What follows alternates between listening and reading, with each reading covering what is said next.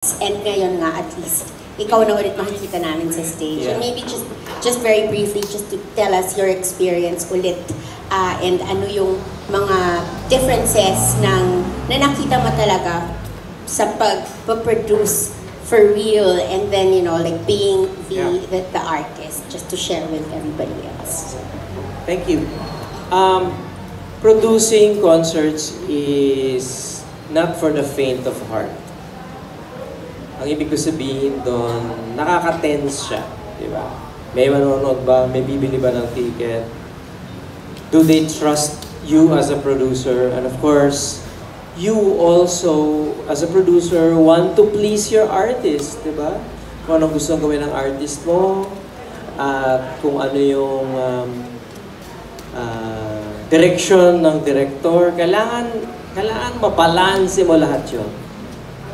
At the end of the day, pag nakita mo na yung stadium or yung coliseum na tunto ang mga tao, walang kapalit na feeling yun, even if you're not a performer. So as a producer, it's a high.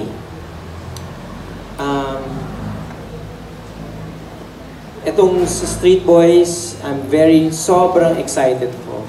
Bawat rehearsal nila, give sila. And nandun yung, kaya pa ba natin to eh, na 90s pa tayo sumasayaw, di ba? Kaya pa ba natin humataw, makipagsabayan sa mga bata? And, you know, believe ako sa dedication nila.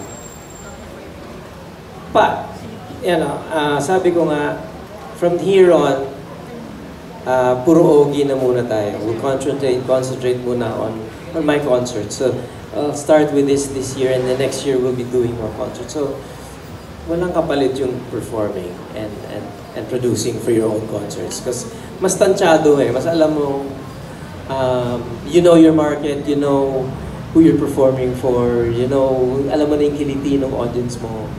Ganyan. So, I guess that's what I can share with you. It's been alam mo, nung inisip namin gawin lahat ng mga concerts na to, parang gusto ko sabihin sa sarili ko, kaya mo ba gawin yan?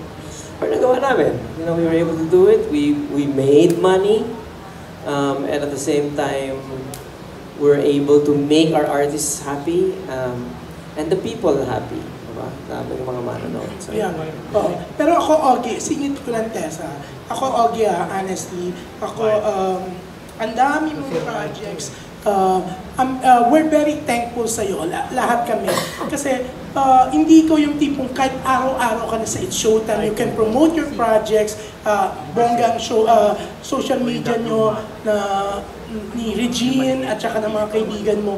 But still, yung paniniwala mo na every project dapat may press con ka. Yeah, hindi mo kinakalimutan yung entertainment press at the vloggers, diba?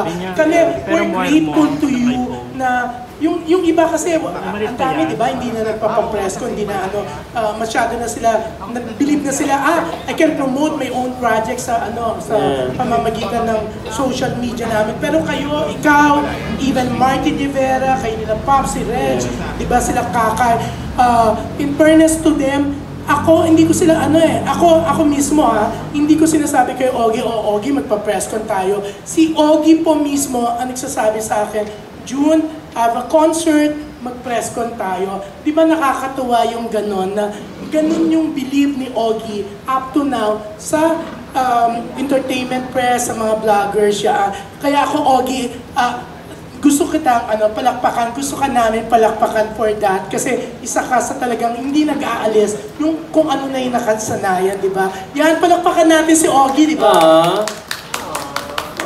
may ganun pala. Thank you. Hindi masyado na-touch si Ogie, nahalata niya mahinang palakpak ha? Lalo na si Natalie, na-late yung palakpak ha? Tinignan ko talaga. Pero yun, si Noel, yan, siyempre. Pero hindi nakakatuwa pa rin naman, di ba? O yung iba, mag-i-invite, group